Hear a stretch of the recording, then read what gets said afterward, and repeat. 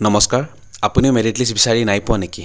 যেহেতু সকলোৰে মনত মেৰিট লিষ্ট আৰু এডমিশনৰ ওপৰত লৈ প্ৰশ্ন উৎপন্ন হৈ আছে hi I am Krishna Sunlight computer একাডেমীৰ অন্য এটি নতুন ভিডিঅ'ত সকলোকে স্বাগতম জনাইছো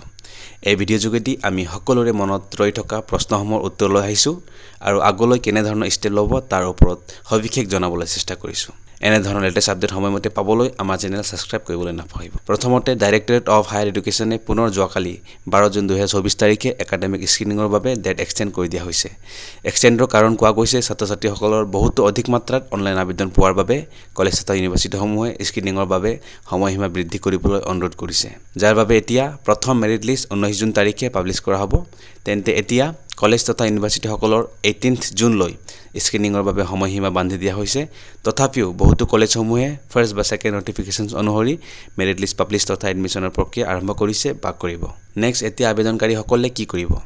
গতিকে এতিয়া আপোনালোকে এপ্লাই কৰা কলেজসমূহৰ অফিচিয়েল সাইট মাজে মাজে ভিজিট কৰি আপডেটসমূহ চেক কৰি থাকিব যেহেতু যিসকল কলেজসমূহে প্ৰক্ৰিয়া আৰম্ভ কৰিছে কিন্তু এতিয়া সামৰ পৰ্টেলত মেৰিট লিষ্টৰ আপডেটসমূহ দিব নাই পৰা গতিকে এতিয়া সম্ভৱত 19 জুন তাৰিখৰ পৰাহে সামৰ পৰ্টেলত আপডেট দিব পাৰিব গতিকে এই সময়ছোৱালৈ নিজৰ কলেজৰ অফিচিয়েল সাইটসমূহ চেক কৰিব